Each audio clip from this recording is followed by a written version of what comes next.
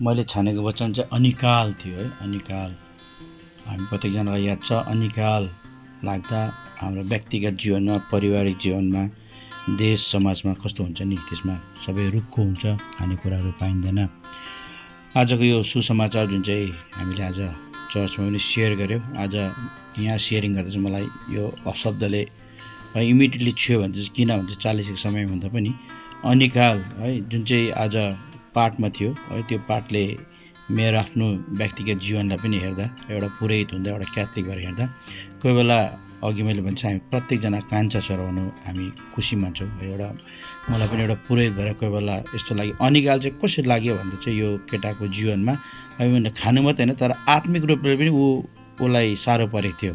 कोही बेला यो अनिकाल चाहिँ यस्तो हुँदछ मेरो जीवनमा, जब मेरो सम्बन्ध परमेश्वरसँग है राम्रो हुँदैन, जब मेरो काम गर्ने तरिका, जब मेरो सोच विचार सांसारिक हुन्छ, तब चाहिँ म एउटा पुरोहित भएर पनि, म एउटा होइन क्याथोलिक भएर पनि त्यो अनिकाल आइपर्दछ।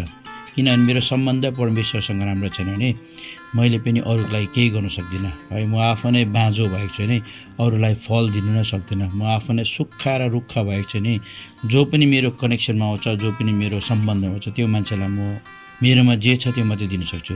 त्यसै कारणले आत्मिक खडेली लाग्न, आत्मिक अनिकाल लाग्न चाहिँ एकदमै गाह्रो हुँदछ। कोही बेला आफ्नो जीवनमा पनि म हेर्छु, कोही बेला परेको हुन्छ प्रार्थना गर्नु, आफूलाई पनि अल्छी लागेको, कोही बेला बिसिसिनु, कोही बेला अल्छी लागेको। त्यो प्रकारले चाहिँ आज यो कान्छा छोराले एक दुईवटा मेरो आफ्नो नै क्यारेक्टर्सहरू के उसले छर्लङ्ग देखाइरहेको छ, एउटा मिरर जस्तो देखाइरहेको छ, जहाँ चाहिँ उहाँले आफ्नो सम्बन्ध आफ्नो पितासँग थिएन, दाजुसँग थिएन, आफ्नै घरको सेवकहरूसँग थिएन। त्यसै कारण उहाँ लास्टमा सुँगुरको खोरमा पस्नु पऱ्यो। कोही बेला त्यस्तो हुन्छ। यदि मेरो सम्बन्ध परमेश्वरसँग छैन भने, मेरो राम्रो छैन भने, मेरो सम्बन्ध अरू कोहीसित पनि राम्रो हुने छैन। त्यसै कारणले आज यो शब्दले भन्छ एउटा पुरोहित भएर, एउटा क्याथोलिक भएर मेरो सम्बन्ध चाहिँ यदि परमेश्वरसँग ठिक छैन भने त्यो अनिकाल लागेको जस्तो हुँदछ है। मैले जति नगरे पनि केही पनि राम्रो हुँदैन, त्यसमा रुखो हुन्छ। त्यसै कारणले आज 40 समयमा मलाई यो आफ्नै जीवनमा हेर्नको निम्ति, आफ्नै व्यक्तिगत जीवनमा अनिकाल आएको